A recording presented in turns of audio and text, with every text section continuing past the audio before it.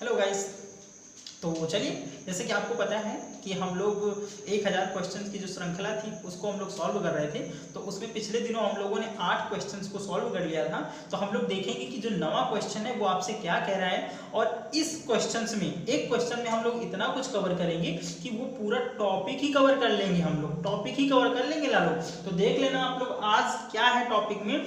और हमने कहा था हमारे पढ़ाने का कुछ तरीका ही ऐसा है कि हम एक क्वेश्चन लाते हैं और उस क्वेश्चन से वो टॉपिक को ही क्या कर देते हैं, खत्म कर देते हैं। तो अगर मेरा पढ़ाना आपको अच्छा लग रहा होगा तो एक बार लाइक कर देना बटन पे, ठीक है, एक बार लाइक कर देना। अगर चैनल पे नए हैं तो गाइस चैनल को सब्सक्राइब कर लीजिए, पैसा थोड़ी लगता है। चलिए क्वेश्चन हम लोग देखते हैं क्या लिखा है।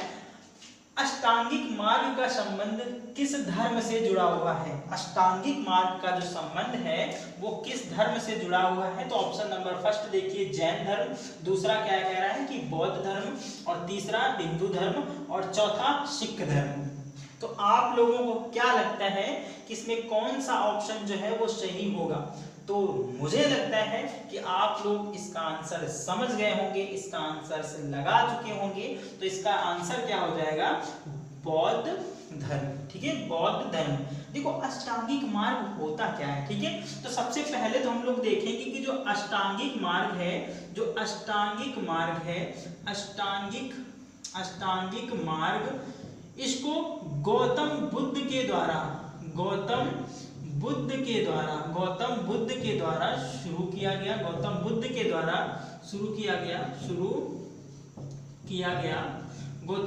द्वारा शुरू किया गया। गौतम बुद्ध ने अष्टांगिक मार्ग को इसलिए दिया ताकि जीवन अगर आप अच्छे से जी रहे हैं तो उस जीवन में आपके जो दुख आते हैं, दुखों से पीछा छुड़ाने के लिए, दुखों से निवृत्ति के लिए अष्टांगिक मार्ग का उपाय बौद्ध धर्म में बताया गया है।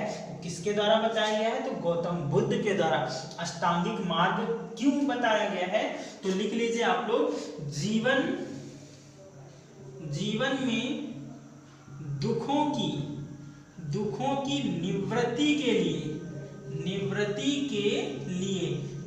जीवन में अगर दुख है तो दुख की निवृत्ति के लिए अष्टांगिक मार्ग का प्रयोजन दिया गया। वो प्रयोजन किसके द्वारा दिया गया? तो आप लोग बताओगे गौतम बुद्ध के द्वारा दिया गया। गौतम बुद्ध के द्वारा दिया गया। किस धर्म से संबंधित है? तो आप लोग बताओगे बौद्ध धर्म से संबंधित है। किससे? बौद्ध धर्म से संबंधित है। किससे संबंधित है?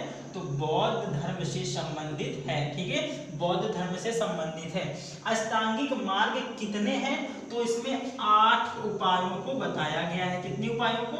8 उपायों को बताया गया है। 8 उपायों को बताया गया है। वो उपाय कौन कौन से हो जाएंगे वो मैं आपको नहीं बता रहा, क्योंकि वो एग्जाम के पॉइंट ऑफ व्यू से नहीं सही है। हम सिर्फ इतना जानेंगे कि 8 उपाय हैं, जिसमें से 8 उपाय हैं जो तीन स्कंद में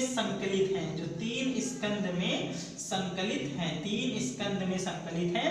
पहला स्कंद कौन सा हो जाएगा? तो पहला स्कंद हो जाएगा प्रज्ञा स्कंद। कौन सा हो जाएगा?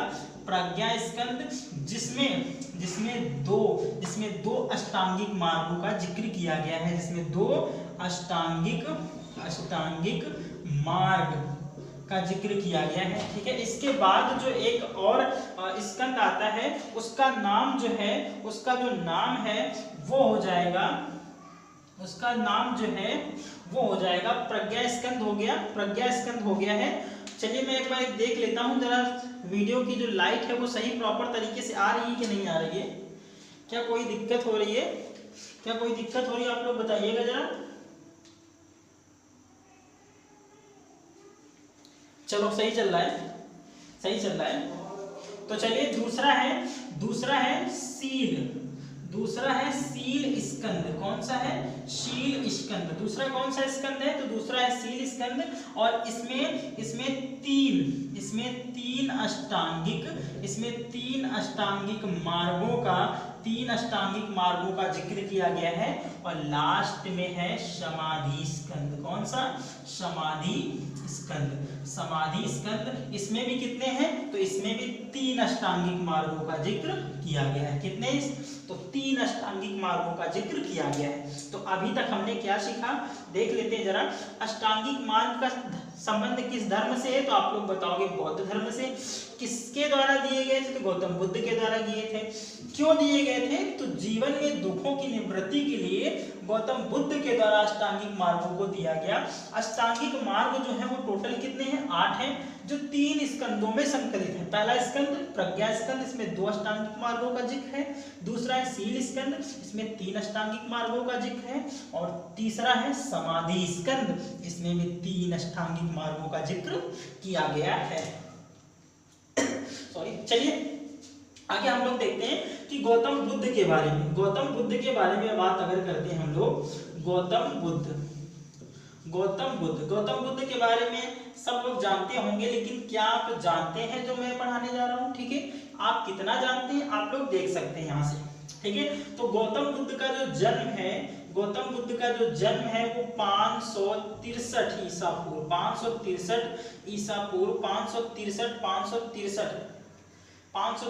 ईसा पूर्व, 563 ईसा पूर्व कहाँ पर होता है, तो आप लोग बताओगे लुम्बिनी में। कहाँ होता है, लुम्बिनी में। कहाँ होता है, लुम्बिनी में। लुम्बिनी है कहाँ पर वर्तमान में, तो आप लोग बताओगे नेपाल में स्थित है। कहाँ स्थित है, नेपाल में स्थित है। लुम्बिनी कहाँ स्थित है, नेपाल में स्थित है। ओके, नेपाल में स्थित है। अच्छा, जब इनका जन्म हुआ तब इनकी माता का देहांत हो गया, यानी कि 7 दिनों के बाद इनकी माता का क्या हो जाता है, देहांत हो जाता है। तो इनकी माता का नाम क्या हो जाएगा, माता का नाम हो जाएगा महामाया देवी। क्या हो जाएगा, महामाया देवी, ठीक है। महामाया देवी इनकी माता का नाम हो जाएगा। जबकि इनके पिता का नाम हो जाएगा शुद्धोधन, ठीक है। क्या हो जाएगा, शुद्धोधन, ठीक है। इनके पिता का नाम क्या हो जाएगा, शुद्धोधन हो जाएगा। और मैंने आपको कहा कि जो माता थी वो 7 दिन के बाद ही गुजर गई थी, ठीक है। 7 दिन के बाद ही गुजर गई। तो इनका पालन पोषण कौन करेगा, तो इनकी मौसी के द्वारा, ठीक है। इनकी मौसी के द्वारा, मौसी का नाम था महाप्रजापति गौतमी, ठीक है। महाप्रजापति गौतमी के द्वारा इनका क्या किया गया, तो इनका पालन पोषण किया गया। जो इनकी कौन थी, तो जो इनकी मौसी थी, ठीक है। जो इनकी मौसी थी। गौतमी गोत्र में जन्म लेने के कारण गौतम बुद्ध को गौतमी भी कहा जाता है। क्या कहा जाता है, गौतमी भी कहा जाता है। क्यों, क्योंकि इन्होंने क्या किया था, गौतम कुल में जन्म लिया था, इसलिए इन्हें गौतमी भी कहा जाएगा। गौतम जो है वो क्षत्रिय घराने में एक शाक्य नामक कुल होता है, उसे क्या कहते हैं, उस समय उस कुल के लोग अपने आप को गौतम लगाते थे, क्षत्रिय लोग। और आज भी कुछ जो क्षत्रिय हैं वो अपने नाम के आगे जो है वो गौतम या फिर लास्ट में गौतम लगाते हैं। चलो हम लोग आगे बढ़ते हैं और बौद्ध धर्म के बारे में और जानकारी देखते हैं कि माता का नाम महामाया देवी था, पिता का नाम शुद्धोधन था, इनकी मौसी का नाम महाप्रजापति गौतमी था। इसके बाद 16 वर्ष की आयु में इनका विवाह हो जाता है, ठीक है। विवाह होने के बाद इनसे एक पुत्र उत्पन्न होता है जिसका नाम था राहुल। जिसका नाम क्या था, राहुल था। और राहुल की माता का नाम क्या होता है, तो राहुल की माता का नाम होता है यशोधरा। क्या होता है, यशोधरा, ठीक है। ये कौन है, तो ये राहुल की माता है। अर्थात गौतम बुद्ध की पत्नी, ठीक है। बुद्ध की पत्नी कौन हो जाएगी, तो यशोधरा हो जाएगी। और राहुल की कौन हो जाएगी, तो माता हो जाएगी, क्योंकि राहुल जो है वो गौतम बुद्ध का क्या है, पुत्र है, ठीक है। लेकिन 29 वर्ष की आयु में 29 वर्ष की आयु में इन्होंने गृह त्याग कर दिया। ठीक है, गृह त्याग कर दिया। किसने? तो गौतम बुद्ध ने गृह त्याग कर दिया और 7 वर्षों तक भटकते हुए 6 वर्षों में तपस्या के दौरान साल वृक्ष के नीचे इनको ज्ञान की प्राप्ति हो जाती है। ज्ञान की प्राप्ति हो जाती है किस वृक्ष के नीचे? तो आप लोग बताएंगे साल वृक्ष के नीचे। और लालो, मैंने आपको जब जैन धर्म पढ़ाया था तो मैंने आपको महावीर स्वामी के बारे में बताया था। उनको जो ज्ञान की प्राप्ति होती है वो पीपल के वृक्ष के नीचे होती है, जबकि इनको जो है वो साल वृक्ष के नीचे प्राप्त होती है। ठीक है, साल वृक्ष के नीचे इनको क्या होती है? ज्ञान की प्राप्ति होती है।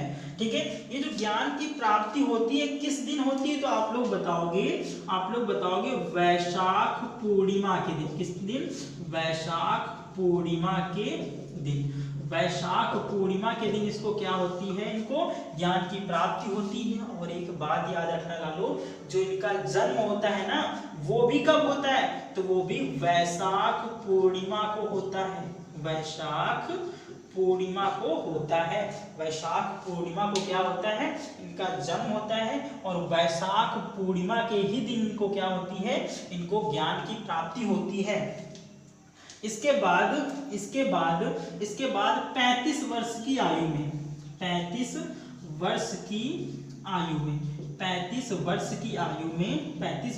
में इन्होंने उपदेश देना चालू किया। और सबसे पहले इन्होंने पांच ब्राह्मण ऋषियों को उपदेश दिया। और इस घटना को बौद्ध धर्म में धर्म चक्र प्रवर्तन के नाम से जाना जाता है। किस नाम से जाना जाएगा? धर्म चक्र प्रवर्तन के नाम से जाना जाएगा। ठीक है, 5 ब्राह्मण ऋषियों को पहला उपदेश दिया। किसने? गौतम बुद्ध ने। और इस घटना को बौद्ध धर्म में क्या कहा जाएगा? तो धर्म चक्र प्रवर्तन कहा जाएगा। धर्म चक्र प्रवर्तन कहा जाएगा। तो आप लोगों को इतना समझ में आ गया हो तो आप लोग एक बार मैं फिर से आपको रिवीजन करा रहा हूँ, और आप लोग रिवीजन करने के बाद आप लोग स्क्रीनशॉट भी ले सकते हैं और कॉपी में इसको नोट करते चलिएगा। तो चलिए मैं फिर से बता रहा हूँ, अष्टांगिक मार्ग का संबंध किस धर्म से जुड़ा हुआ है? तो आप लोग बताओगे अष्टांगिक मार्ग का जो संबंध है वो बौद्ध धर्म से जुड़ा हुआ है। अष्टांगिक मार्ग का संबंध होता क्या है इससे, किस लिए इसको दिया गया? तो आप लोग बताओगे जीवन में दुखों की निवृत्ति के लिए अष्टांगिक मार्गों का उपाय बताया गया, जिससे व्यक्ति है जो है वो अपने दुखों से क्या कर सके? आगे बढ़ सके। 8 उपायों को बताया गया है, जिसमें 3 स्कंद हैं। कौन कौन से? प्रज्ञा, शील और समाधि। पहले में 2, तीसरे में 3 और दूसरे में 3 और तीसरे में भी 3 उपायों का जिक्र किया गया है। मैंने बताया गौतम बुद्ध क्षत्रिय घराने में शाक्य कुल में पैदा होने के कारण इनको गौतम कहा जाता था, और गौतमी कुल में पैदा होने के कारण, क्योंकि महाप्रजापति गौतमी जो थी इसलिए इनको गौतमी कहा जाता है। जन्म कब होता है? तो 563 ईसा पूर्व होता है, वैशाख पूर्णिमा के दिन। नेपाल में स्थित लुम्बिनी में होता है। माता का नाम क्या था? महामाया देवी। और पिता का नाम क्या था? शुद्धोधन था। पिता का क्या नाम था? शुद्धोधन था। जब ये 7 दिन के थे तभी इनकी माता महामाया देवी की क्या हो जाती है? मृत्यु हो जाती है। और 16 वर्ष की आयु में इनका विवाह कर दिया जाता है, जिनसे एक पुत्र उत्पन्न होता है राहुल। राहुल की माता का नाम क्या होता है? यशोधरा। यशोधरा होती है बुद्ध की पत्नी। 29 वर्ष की आयु में इन्होंने गृह त्याग कर दिया, और गृह त्याग करने के बाद 7 वर्षों तक इधर उधर भटकने के बाद 6 वर्ष घोर तपस्या के दौरान साल वृक्ष के नीचे इनको ज्ञान की प्राप्ति होती है। और वैशाख पूर्णिमा के दिन, कब? वैशाख पूर्णिमा के दिन होती है 35 वर्ष की आयु में। तो आप लोग यहाँ से जोड़ सकते हैं 29 29, 29, 31 और 6 यानी कि 6 वर्ष में तपस्या की। 7 वर्ष इसलिए जोड़ा गया है क्योंकि 6 वर्ष तपस्या के बाद जब ज्ञान प्राप्त हो गया था तो 1 वर्ष जो है ये 1 वर्ष जो है 1 वर्ष में ये कहाँ से कहाँ वाराणसी आए और वाराणसी में सारनाथ में पहला उपदेश दिया। ठीक है, तो धर्मचक्र प्रवर्तन उसको कहा जाता है। तो 35 वर्ष की आयु में 5 ब्राह्मण ऋषियों को इन्होंने अपना पहला उपदेश दिया और जब उपदेश दिया तो वो उपदेश कहाँ दिया, तो वाराणसी में। कहाँ पर? वाराणसी के सारनाथ में। कहाँ पर? वाराणसी के सारनाथ में। ठीक है, वाराणसी के सारनाथ में। तो आप लोग इसका स्क्रीनशॉट ले सकते हैं। चलिए गाइस, आप लोग स्क्रीनशॉट ले लीजिए इसका, और अगर स्क्रीनशॉट ले चुके हो तो मैं इसको रफ कर दूं। ओके, चलो मैं रफ करता हूं। तो अगर आपको वीडियो समझ में आ रहा है, आपको अगर वीडियो अच्छा लग रहा है तो मैं आपसे रिक्वेस्ट करता हूं कि आप लोग वीडियो को ज़्यादा से ज़्यादा शेयर करिए और वीडियो को पूरा वॉच करिए अंत तक, क्योंकि पूरा नहीं वॉच करेंगे तो कैसे मजा आने वाला है। अगर आप लोग पूरा वॉच करेंगे तभी तो समझ में आएगा ना। बीच से या फिर आधा वॉच करने से क्या फायदा है। इससे अच्छा आप लोग वीडियो को ओपन ही ना करिए। ठीक है, देखना है तो पूरा देखिएगा और शेयर, लाइक, सब्सक्राइब बिल्कुल कर दीजिएगा। ओके, तो हम लोग अभी कहाँ तक पहुंचे? सारनाथ में। ठीक है, इसके बाद क्या होता है, गौतम बुद्ध जो है, गौतम बुद्ध 483 ईसा पूर्व, कब? 483 ईसा पूर्व अपने जीवन के अंतिम दिनों में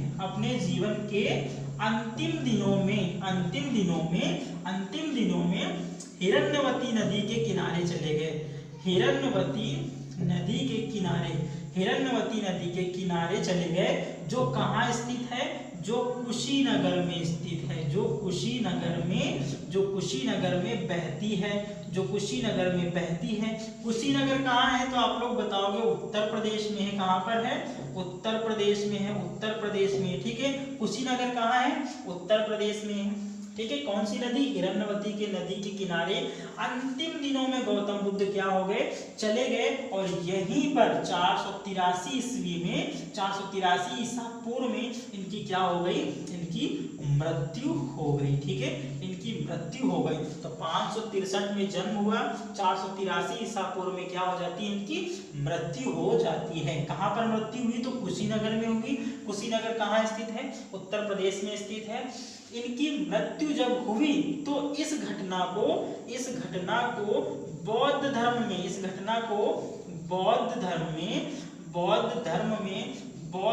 में महापरिनिर्वाण की संज्ञा दी गई। किसको? महापरिनिर्वाण की संज्ञा दी गई। ठीक है, बौद्ध धर्म में महापरिनिर्वाण किसको क्या दी जाती है? संज्ञा दी जाती है। महापरिनिर्वाण की संज्ञा दी जाती है। महापरिनिर्वाण का मतलब होता है अपने शरीर को त्याग दिया गौतम बुद्ध ने। कब? 483 ईसा पूर्व में। 483 ईसा पूर्व में कहाँ पर? हिरण्यवती नदी के किनारे। और लालू जब इनकी मृत्यु हुई ना, तो मृत्यु भी कब हुई? वैशाख पूर्णिमा के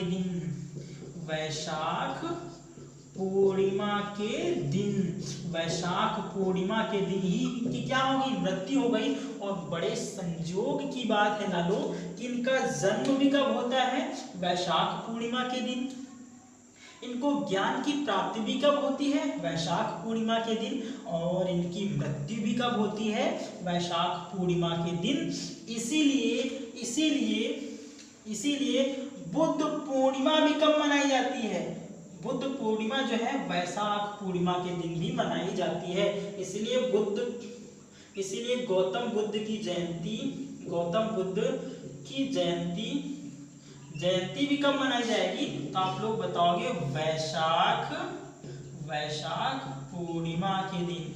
वैशाख पूर्णिमा के दिन क्या किया जाता है? तो गौतम बुद्ध की जयंती मनाई जाती है। कब मनाई जाएगी? तो वैशाख पूर्णिमा के दिन। क्यों? क्योंकि इसी दिन इनको ज्ञान प्राप्त हुआ, इसी दिन इनका जन्म हुआ और इसी दिन इनकी क्या हो गई? मृत्यु हो गई।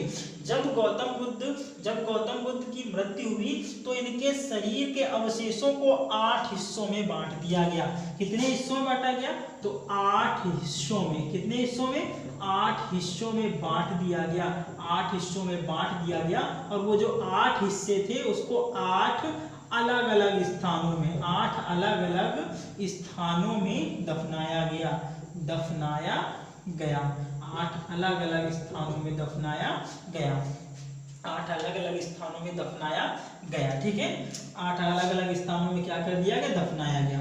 और जब गौतम बुद्ध की मृत्यु होती है तो उसके 13वें दिन, उसकी यानी कि हम लोग अपनी भाषा में कहते तो 13 उसको बोलते हैं, यानी 13वें दिन एक संगीति का आयोजन किया गया। इसको बोलते हैं प्रथम बौद्ध संगीति। कब? प्रथम बौद्ध संगीति। ठीक है, प्रथम बौद्ध संगीति कब आयोजित की गई? इनकी मृत्यु कब होती है? 483 ईसा पूर्व में। तो कब आयोजित होती है? 483 ईसा पूर्व में। तो कब आयोजित की जाएगी? तो 483 ईसा पूर्व में। ठीक है, 483 ईसा पूर्व में कहाँ पर की जाएगी? तो आप लोग बताओगे राजगृह में की जाएगी। कहाँ की जाएगी? राजगृह में की जाएगी। उस समय शासक कौन होगा? तो उस समय शासक होगा कौन? तो आप लोग बताओगे अजातशत्रु। कौन? अजातशत्रु उस समय कौन हो जाएगा? तो शासक हो जाएगा। यानी प्रथम बौद्ध संगीति आप लोग बताएंगे 483 ईसा पूर्व में राजगृह में अजातशत्रु नामक जो शासक था उसके शासनकाल में हुई। आप लोगों को ये याद रहे या ना याद रहे, लेकिन ये जरूर याद होना चाहिए कि प्रथम बौद्ध संगीति कब हुई, द्वितीय बौद्ध संगीति कब हुई, तृतीय बौद्ध संगीति कब हुई और चतुर्थ बौद्ध संगीति कब हुई। तो दूसरी बौद्ध संगीति देखिए, इसके बाद आती है द्वितीय बौद्ध संगीति। कब? द्वितीय बौद्ध संगीति। द्वितीय जो बौद्ध संगीति है वो होती है 383 ईसा पूर्व। 383 ईसा पूर्व होती है। होती कहाँ पर है? तो आप लोग बताओगे वैशाली में। कहाँ पर होती है? वैशाली में होती है। उस समय शासक कौन होगा? तो आप लोग बताओगे कालाशोक। कौन? कालाशोक उस समय क्या होगा? तो ये उस समय का शासक होगा जब द्वितीय बौद्ध संगीति का आयोजन किया गया। इसके बाद तृतीय बौद्ध संगीति आएगी। तृतीय बौद्ध संगीति आएगी। इसका आयोजन कहाँ पर होगा? तो आप लोग बताओगे इसका आयोजन होगा पाटलिपुत्र में। कहाँ होगा? पाटलिपुत्र में होगा। पाटलिपुत्र में होगा। और उस समय शासक कौन होगा? तो आप लोग बताओगे अशोक। कौन होगा? अशोक होगा। कौन होगा? अशोक होगा। कौन? अशोक होगा। ठीक है, अशोक होगा। और कब हुई? तो आप लोग बताओगे 250 ईसा पूर्व। कब होगा? तो 250 ईसा पूर्व में तृतीय बौद्ध संगीति का आयोजन किया गया। कहाँ पर किया गया? पाटलिपुत्र में किया गया। और उस समय शासक कौन हो जाएगा? तो उस समय शासक हो जाएंगे अशोक। इसके बाद लास्ट यानी कि एक और संगीति देख लेते हैं, चतुर्थ बौद्ध संगीति। चतुर्थ बौद्ध संगीति। ठीक है, चतुर्थ बौद्ध संगीति का आयोजन कब किया गया? तो आप लोग बताओगे 98 ईसा पूर्व। ठीक है, 98 ईसा पूर्व। कहाँ पर? तो कुंडल वन में। कहाँ पर? कुंडल वन में। कहाँ पर आयोजन किया जाएगा?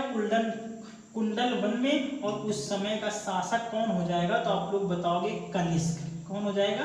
कनिष्क उस समय का शासक हो जाएगा कनिष्क। कौन हो जाएगा? कनिष्क। तो चारों बौद्ध संगीतियां आपके लिए बहुत ही इंपॉर्टेंट हैं। पहली कौन सी हो जाएगी? तो प्रथम बौद्ध संगीति कहाँ होगी? राजगृह में। कब होगी? 483 ईसा पूर्व होगी। और उस समय का शासक कौन होगा लालो? तो उस समय का शासक होगा अशोक। कौन होगा? अशोक होगा। और द्वितीय बौद्ध संगीति 383 ईसा पूर्व में होगी, वैशाली में होगी। और उस समय का शासक कौन होगा? तो आप लोग बताओगे कालाशोक। और तृतीय बौद्ध संगीति का आयोजन किया जाएगा पाटलिपुत्र में 250 ईसा पूर्व में। और उस समय शासक कौन होगा? तो अशोक शासक होगा। कौन होगा? अशोक होगा। और इसके बाद चतुर्थ बौद्ध संगीति का आयोजन किया जाएगा कहाँ पर? तो कुंडल वन। ये कुंडल वन स्थित कहाँ है? तो आप लोग बताओगे कश्मीर में। कहाँ पर है? कश्मीर में। ठीक है, कश्मीर में। कहाँ पर स्थित है?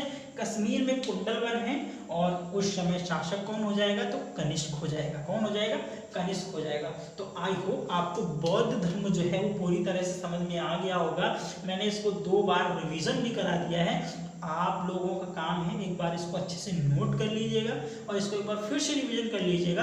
आप लोगों को बौद्ध धर्म में से कहीं से भी क्वेश्चन आ जाए, आप लोग इसको छाप के आओगे और इसकी खोपड़ी में छेद कराना तुम लोग, ठीक है। ओके, तो मिलते हैं हम लोग नेक्स्ट वीडियो के साथ, नेक्स्ट क्वेश्चन के साथ। तब तक के लिए आप लोगों से विदा चाहता हूं और आप लोग वीडियो को ज़्यादा से ज़्यादा प्यार दें और वीडियो को ज़्यादा से ज़्यादा शेयर करें, ठीक है। तो चलिए, आप लोगों को अगर स्क्रीनशॉट लेना है तो आप लोग ले सकते हैं। तब तक के लिए बाय, टेक केयर।